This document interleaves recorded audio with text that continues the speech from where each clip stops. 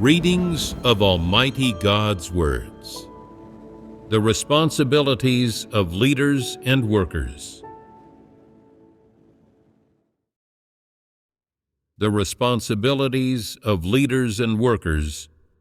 5. Most false leaders are of poor caliber. Though they seem articulate, they have no ability at all to comprehend the truth, to such an extent that they do not have spiritual understanding. They are blind of eye and mind. They cannot see through any matter, and do not understand the truth at all, which itself is a fatal problem. They have another, more serious problem still, which is that when they have understood and mastered a few words and doctrines, and can shout out a few slogans, they think they have the truth reality.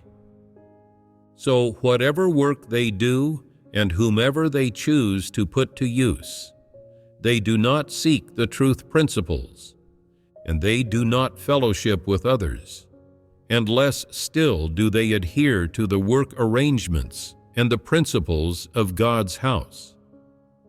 They are so confident. They always believe that their ideas are right and do whatever they wish. As a result, when they encounter some difficulty or exceptional circumstance, they are at a loss. Moreover, they often mistakenly believe that as they've been working for many years in God's house and have sufficient experience serving as a leader there, they know how to get the work of the church to operate and develop. They seem to have understood these things, but really, they absolutely do not know how to do any work. They do the work of the church in whatever way they please, following their own notions and imaginings, their experience and routines, and their regulations. This makes a mess and chaos of the various items of church work and prevents them from producing any real results. If there are a couple of people in a team who understand the truth and can do a bit of real work, they can maintain normalcy in that team's work. This, however, has nothing at all to do with their false leader. The reason the work could be done well is that there are a few good people in the team who can do a bit of real work and keep the work on course. It does not mean that their false leader has done real work. No piece of work can be done without there being a few good people like this in charge. False leaders are simply unable to do their job, and they serve no function whatsoever. Why would false leaders make a mess of the church's work? The first reason is that false leaders do not understand the truth. They cannot fellowship about the truth to resolve problems, and they do not seek how to resolve problems, resulting in problems piling up and bringing the church's work to a standstill. The second is that false leaders are blind, and they are unable to identify talented individuals. They cannot appoint team supervisors appropriately, which results in some work not having anyone suitable in charge, making it come to a standstill. The third is that false leaders act too much like officials. They do not supervise or guide the work, and where there is a weak link in the work, they do not proactively participate or provide guidance in the specifics of the work. Say, for instance, that in a certain item of work, several people performing the work are new believers without much of a foundation. They do not understand the truth, are not very familiar with the field of work, and have not quite grasped the principles of the work. A false leader, being blind, cannot see these problems. They believe that it is fine as long as someone is doing the work. It does not matter whether it is done well or badly. They do not know that wherever there is a weak link in the church's work, they should be following up on it, doing inspections, and providing guidance. That they should personally participate in resolving problems and support those doing their duties until they understand the truth, can act according to the principles, and enter onto the right track. Only at this point do they not need to worry so much.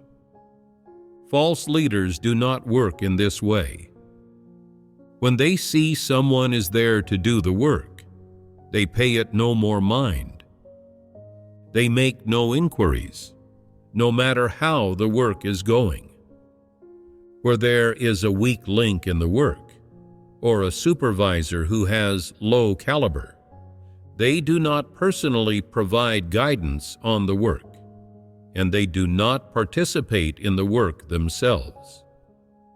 And when a supervisor is able to shoulder the job, even less do false leaders personally check up on things or provide guidance.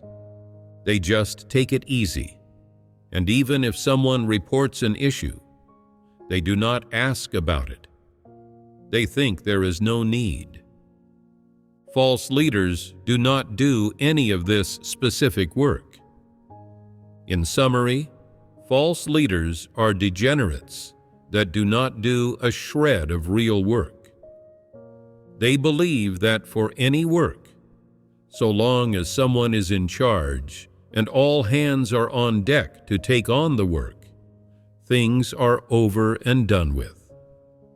They think that all they have to do is hold a gathering every once in a while and make inquiries if an issue arises.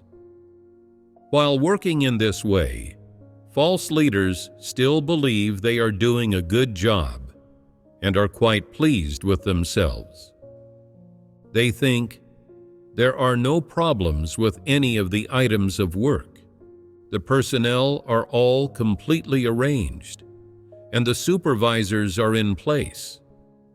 I'm so good at this work, so talented. Is this not shameless? They are so blind of eye and mind that they cannot see any tasks to be done and cannot discover any problems. In some places, the work has ground to a halt, yet there they are, contented, thinking, the brothers and sisters are all young. They're all new blood. They tackle their duties like human dynamos. They can definitely do the work well. In actuality, these young people are novices, with no understanding of any professional skills. They must learn as they go. It is fair to say that they do not know how to do any work yet. Some may understand a little, but they are no experts, and they don't grasp the principles. And when they have done a task, it requires repeated correction or even frequent redoing. There are also some young people who are untrained and have not experienced being pruned. They are exceedingly scummy and indolent and greedy for comfort. They do not accept even a bit of the truth, and when they suffer a little, they grumble incessantly.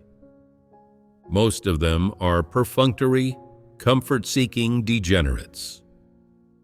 With these kinds of young people, you absolutely must fellowship often with them on the truth, and even more so must you prune them. These young people must have someone taking charge of them and watching them. There must be a leader or worker there to take personal responsibility for their work and to provide personal supervision and guidance. Only then might their work bear a bit of fruit. If the leader or worker leaves the workplace and does not attend to the work or ask after it, these people will fragment into disarray, and their performance of their duty will bear no fruit at all. Yet false leaders have no insight into this. They see everyone as brothers and sisters, as people who are obedient and submissive, and so they have great confidence in them, and assign them jobs, and then pay them no more mind. This is the best evidence of false leaders' blindness of eye and mind. False leaders do not understand the truth at all, cannot see matters clearly, and are incapable of uncovering any problems, yet think they are doing just fine. What do they spend their days thinking about? They think about how to act like an official and enjoy the benefits of status. False leaders, just like thoughtless people, do not pay the least consideration to God's intentions. They do no real work, yet they wait for God's house to praise and promote them. Truly, they know no shame. False leaders are completely useless at doing their jobs, and there is nothing commendable about them. They fail to grasp the principles in terms of the big picture, let alone the ones related to specific, detailed work. For example, some people have strong professional abilities, but exceedingly poor humanity, whereas others have no problems in terms of their humanity, but have poor caliber and poor professional abilities. When it comes to how these people should be used and allocated in a reasonable way, false leaders know even less about these more specific and detailed matters. So whenever false leaders are asked if they have found anyone of fairly good caliber who can be cultivated, they say they haven't found anyone yet. False leaders are so blind. How could they find anyone? If you ask them what Sister so-and-so is like, they will say that she covets the comforts of the flesh. Ask them what Brother so-and-so is like, and they will say that he is often negative. Ask them what someone else is like, and they will tell you that person hasn't believed in God for a long time and lacks a foundation. In their eyes, no one is up to scratch. They only look at other people's faults, shortcomings, and transgressions. They aren't able to look at whether a person conforms to the principles of God's house for promotion and cultivation, or whether they are a good candidate for promotion and cultivation. They can't tell who is genuinely suitable for promotion and cultivation, but they promote those who don't meet the requirements and principles of God's house with great enthusiasm and speed. They promote all the wealthy women, affluent men, and sons and daughters of rich families in the church, as well as those who have served as officials out in the world, those who are articulate, and those who know how to cheat and swindle. In any case, they promote whoever is well known and distinguished out in the world, and whoever loves being the center of attention. They believe that these people are the only talented ones, and they do not spot or promote a single person who truly possesses comprehension ability and can accept the truth. It would be harder for a false leader to provide a single, truly qualified talent for God's house than it would be for them to put themselves on the moon. For example, say that God's house currently needs talented individuals for text-based work. There is an individual of this sort in a church that a false leader is in charge of, but that false leader doesn't put this person's name forward. When the false leader is asked why they didn't promote or cultivate that individual, they say, "That person engaged in fornication twice while at university, but they haven't done it again since getting married. I didn't know if they should be promoted or not." What kind of statement is this? Can the false leader guarantee that the wealthy and powerful people they promote have never engaged in fornication? Don't those people do it even more? How come they just don't see that? False leaders are so falsely spiritual, making out that they know some principles, and finding excuses to justify not promoting those who should be promoted and cultivated. In their eyes, everyone is inferior to them. What happens in the end? Have the elite and talented people promoted by false leaders stood firm? We are not saying that these people are definitely not good people.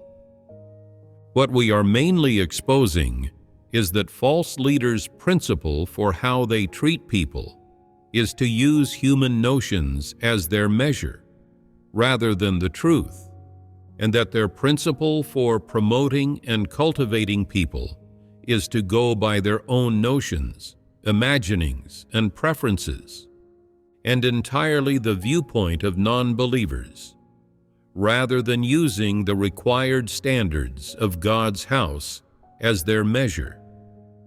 Why are false leaders able to do this? Because they don't understand the truth or God's intentions. They are able to promote those who simply don't meet the requirements of God's house, focus on cultivating them, and let them hold important jobs in God's house. Such is the work that false leaders do. Take a look at the false leaders around you. Is this not how they work and how they treat people? There is a certain view that is often revealed in false leaders.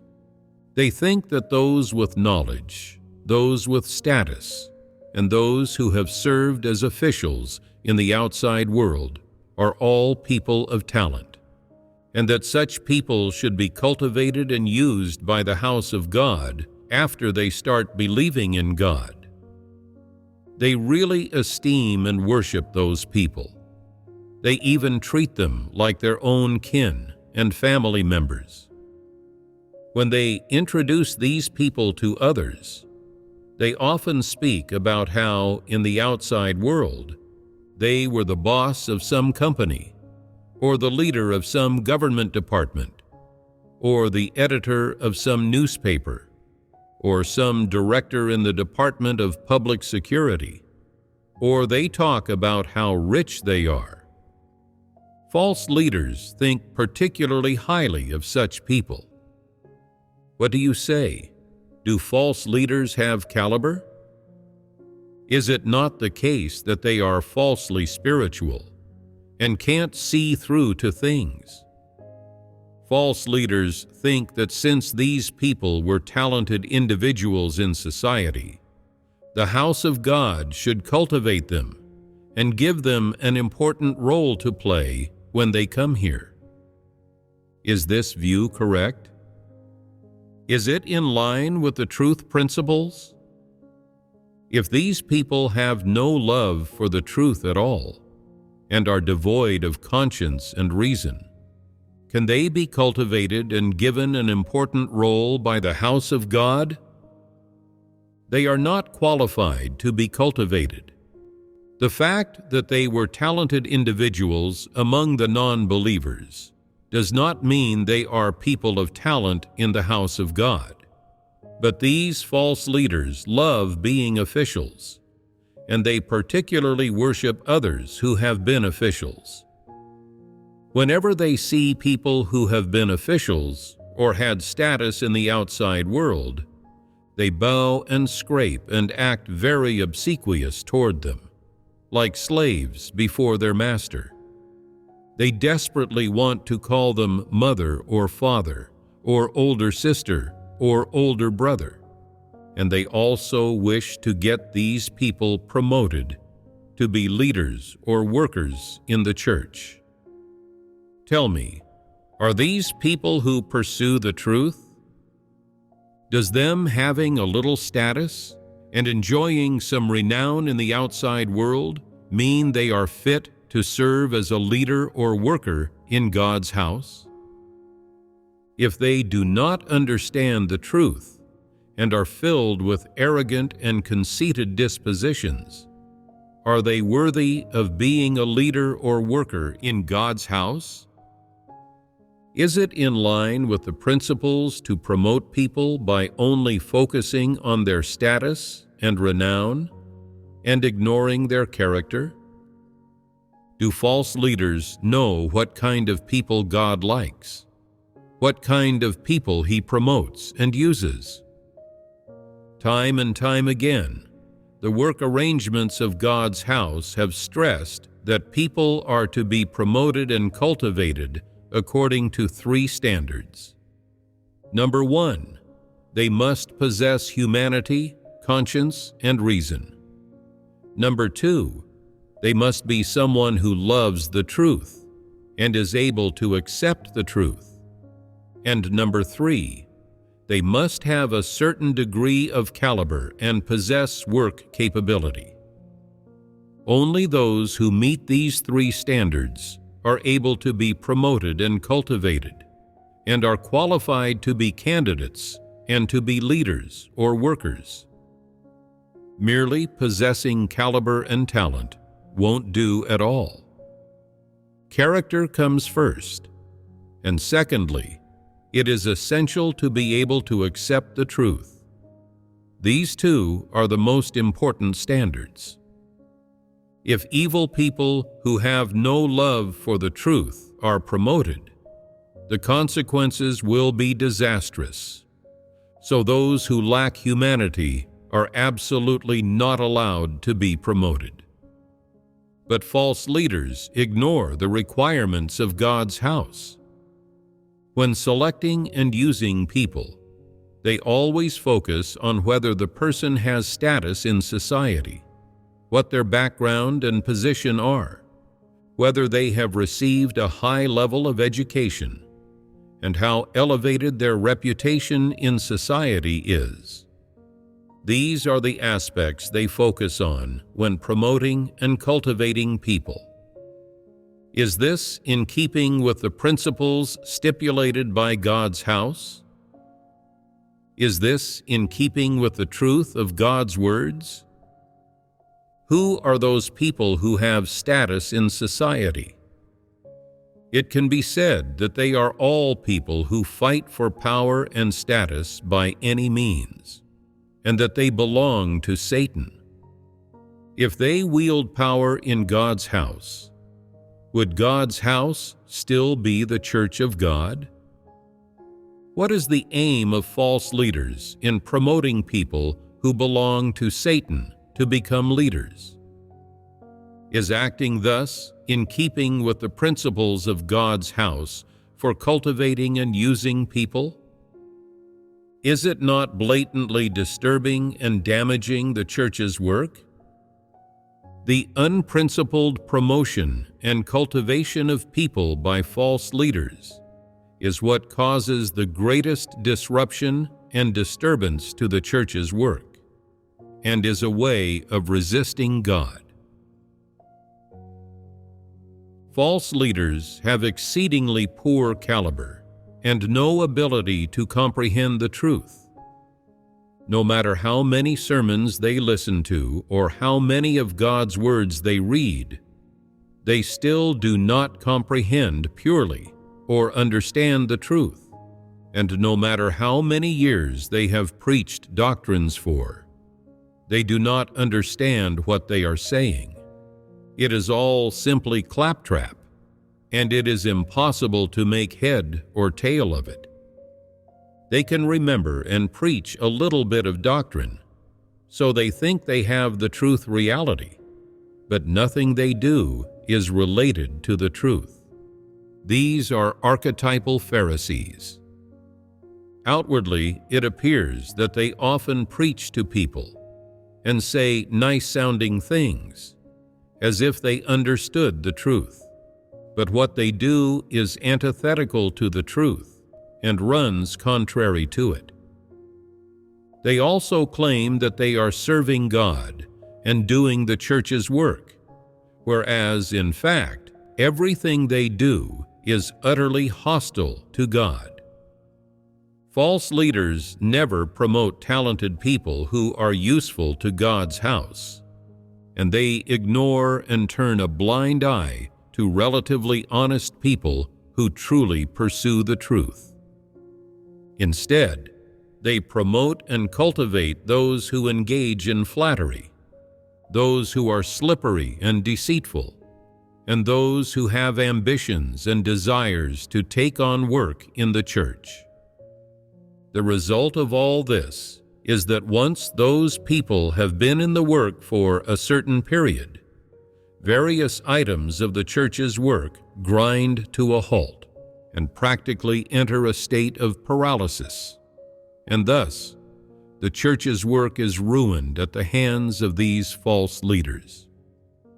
Are they not detestable, the kind of people that these false leaders are? Should they be dismissed? They must be dismissed. Each day of delay impacts on the church's work for a whole day. Some false leaders, even though they know that they are incapable of doing real work, are unwilling to resign voluntarily and constantly covet the benefits of status, and would even go so far as to harm the church's work. Do these people have even the slightest ounce of reason? False leaders have no comprehension ability or any true talent and real knowledge, and are not people who pursue the truth, and they also covet the benefits of status. They are shameless people, so they absolutely must not be promoted and cultivated. If you think that your caliber is very poor, and that you have no ability to distinguish right from wrong, and that you have no ability to comprehend the truth, then whatever you do not indulge your ambitions and desires, and do not ponder how to strive toward becoming some official in the church, toward becoming a church leader. Being a leader is not that easy. If you are not an honest person and have no love for the truth, then as soon as you become a leader, you will be either an antichrist or a false leader. Both antichrists and false leaders are people devoid of conscience and reason, and people who are capable of doing evil and disturbing the church's work. While it is true to say that antichrists are devils and Satans, false leaders are not good people either. At the very least, they are brazenly shameless people devoid of conscience and reason. Is there anything glorious in being a false leader and getting dismissed? It is shameful, a stain, and there is absolutely nothing glorious about it. If you have a sense of burden toward church work and wish to be involved in it, this is good. But you must reflect on whether you understand the truth, on whether you are able to fellowship the truth to resolve issues, on whether you are able to truly submit to the work of God, and on whether you are able to carry out church work properly according to work arrangements. If you meet these criteria, you may run to be a leader or a worker. What I mean by saying this is that at the very least, people must possess self-awareness. First, look at if you are able to discern people, whether you can understand the truth and do things according to principle. If you meet these requirements, you are suitable to be a leader or a worker. If you are not capable of self-appraisal, you can ask the people around you who are familiar with you or close to you. If they all say that you are of insufficient caliber to be a leader, and that just doing your current job well is already good enough, then you should quickly come to know yourself. Since you are of poor caliber, don't spend all your time wanting to be a leader. Just do what you can. Do your duty properly with both feet firmly on the ground, so that you can have peace of mind. This too is good. And if you are capable of being a leader, if you are truly possessed of such caliber and talent, if you possess work capability and have a sense of burden, then you are precisely the kind of people of talent that the house of God lacks, and you are certain to be promoted and cultivated. But there is the time of God in all things. This wish, the wish to be promoted, is not ambition, but you must have the caliber and meet the criteria to be a leader. If you are of poor caliber, yet still spend all your time wanting to be a leader, or to take on some important task, or to be responsible for overall work, or to do something that allows you to distinguish yourself, then I tell you, this is ambition. Ambition can bring disaster, so you should be wary of it. People all have a desire to make progress and are all willing to strive toward the truth, which is not a problem. Some people have caliber, meet the criteria for being leaders, and are able to strive toward the truth, and this is a good thing. Others are not possessed of caliber, so they should stick to their own duty, performing the duty that is right in front of them properly, and doing it according to principle, and according to the requirements of God's house.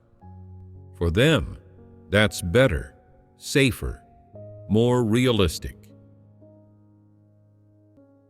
Those who are elected to be leaders and workers, or promoted and cultivated, should not engage in wishful thinking by feeling that the brothers and sisters chose me from among so many people. God's house promoted me. So I do indeed have some talent, and I am better than ordinary people. True gold is destined to glitter eventually. Is it good to think this way? Is it not the revelation of a corrupt disposition? Being promoted and cultivated is a good thing and a good opportunity, but whether or not you can walk this path well depends on how you approach this opportunity and whether you can value it. God has given you this chance, but that doesn't mean you really are any better than anyone else.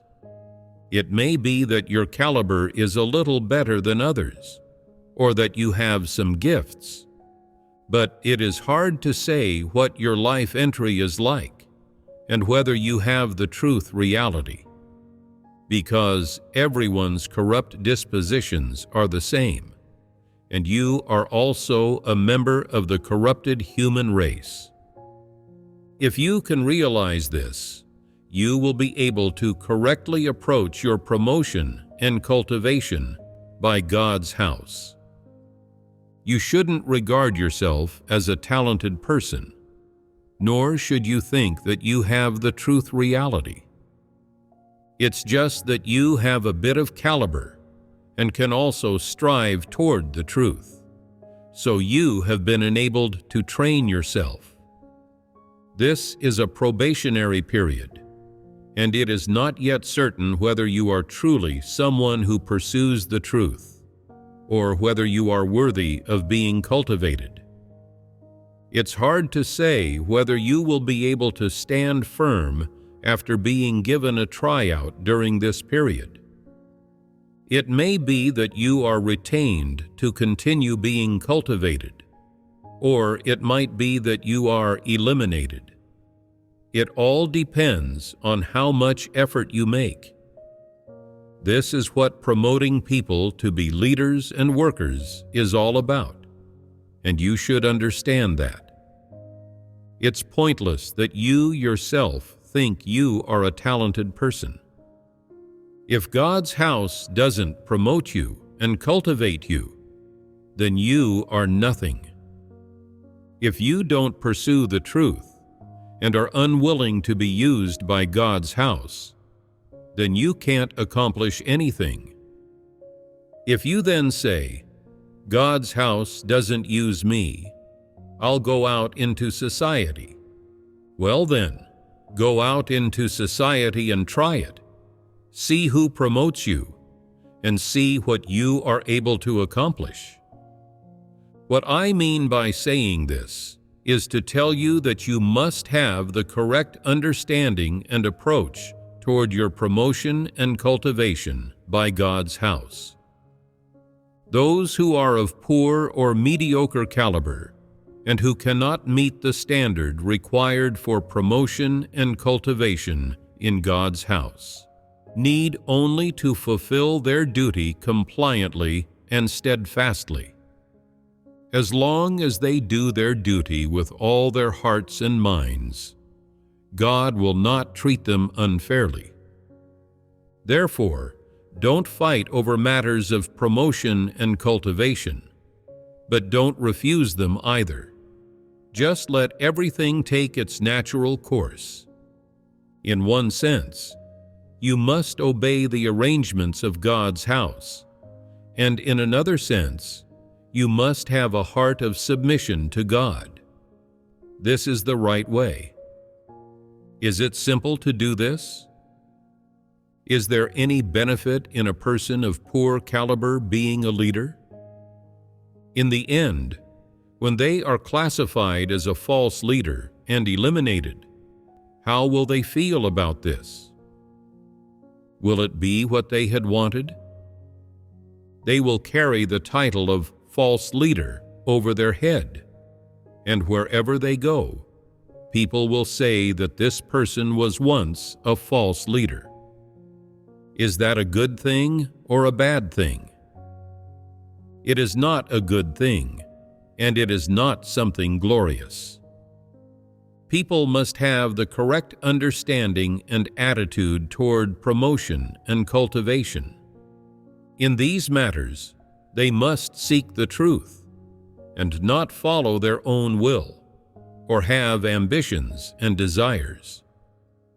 If you feel that you are of good caliber, but the house of God has never promoted you, nor has any plans to cultivate you, then don't get frustrated or start complaining.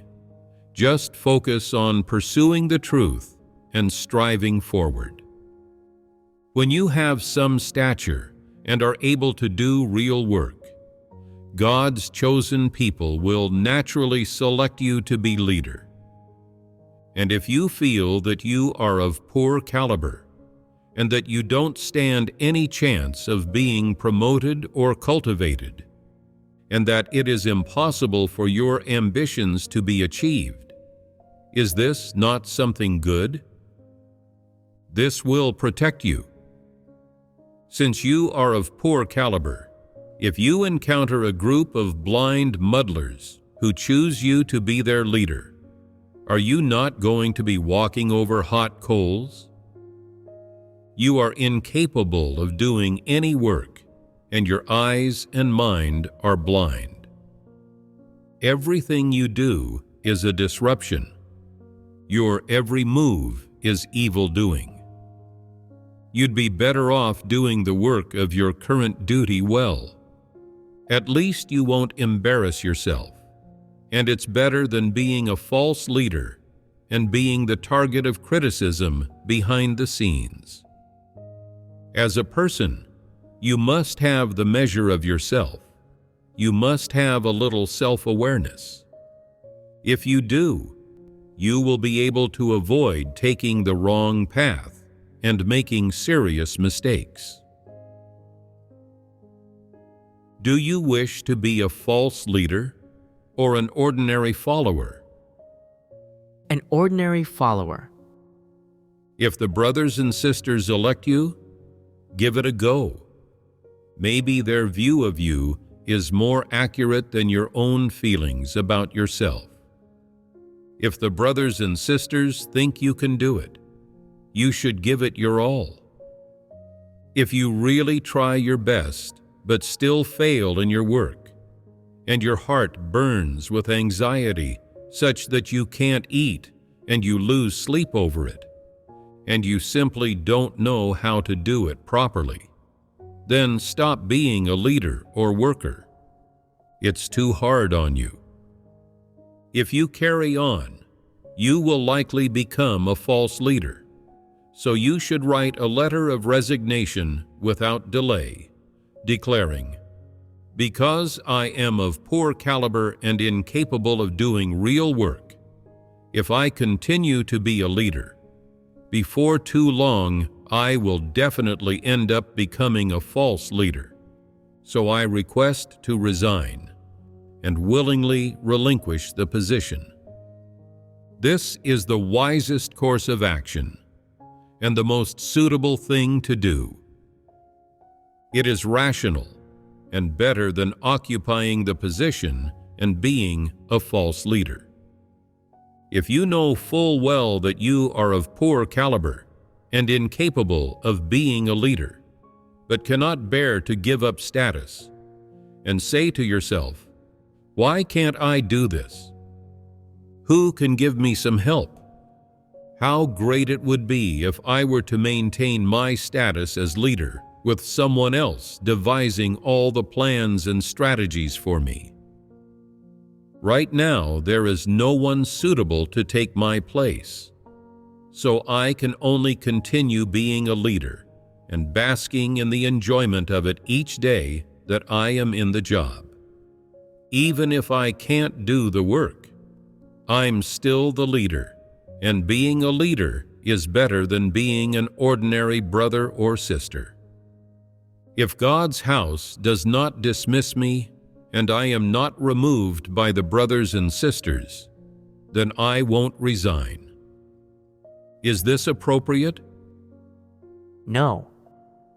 Why isn't it appropriate? It's unreasonable. If I am incapable of doing real work, and yet I don't resign, this will only delay the church's work. Acting thus delays the church's work. It hurts others, and it hurts yourself. Do you know what it means to be a leader? It means you have a direct relationship with many people's entry into life, and your leadership has a direct relationship with how they walk the path before them. If you lead well and lead them onto the right path, they will be able to set foot on the right path. If you lead poorly and lead them into a ditch, and they become a Pharisee like you, then your sin is great. And after you commit this great sin, will that be the end of it? It will be recorded by God. You know full well that your caliber is poor, that you are a false leader, and incapable of doing real work. Yet you do not admit your faults and resign, but brazenly cling to your position, and do not give it up to anyone else. This is a sin, and God will keep account of it. And will His keeping account be good or bad for you in the future? you'll be in trouble. I'll tell you the honest truth. God keeps account of such things for each and every person, and every item is clearly written down. If something so severe were to happen on your path to salvation, then the impact on you would be huge. Whatever you do, do not walk this path, and do not be this kind of person. We have briefly fellowshipped on some of the practices and manifestations of false leaders with respect to promoting and cultivating various types of talented people. In summary, the type of person who is a false leader does not do real work and is incapable of doing real work. Their caliber is poor. Their eyes and mind are blind. They are incapable of discovering problems and cannot see through various kinds of people, so they are unable to shoulder the important work of promoting and cultivating various types of talented people. Thus, they have no way to do the work of the church well, and will cause many difficulties for God's chosen people in their life entry. Considering these factors, it is clear that false leaders are unfit to be church leaders. There are other false leaders who do no specific work of the church and do not make contact with the supervisors of specific work, so they do not know which talented individuals are capable of doing what work, nor which are suited to what work, nor whether their working accords with the principles. They are thus unable to promote and cultivate people of talent. How, then, could such people do the work of the church well? The main reason that false leaders cannot do real work is that their caliber is poor. They have no insight into anything and do not know what real work is. This leads to frequent states of stagnation or paralysis in the work of the church. These are directly related to the false leader's failure to do real work. For the past several years, the house of God has stressed over and over that evil people and disbelievers must be cleansed away, and the false leaders and false workers dismissed. Why must the various evil people and disbelievers be cleansed away? Because after years of believing in God, these people still do not accept the truth at all, and have reached the point where they are beyond hope of salvation. And why must all false leaders and false workers be dismissed? Because they do not do real work, and never promote or cultivate those who pursue the truth. Instead, they just engage in pointless efforts.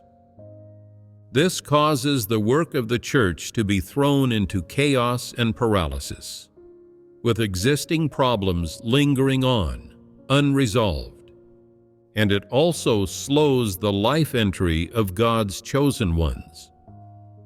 If all these false leaders and false workers were dismissed, and if all these evil people and disbelievers who disturb the church were cleared out, the work of the church would naturally come to flow smoothly.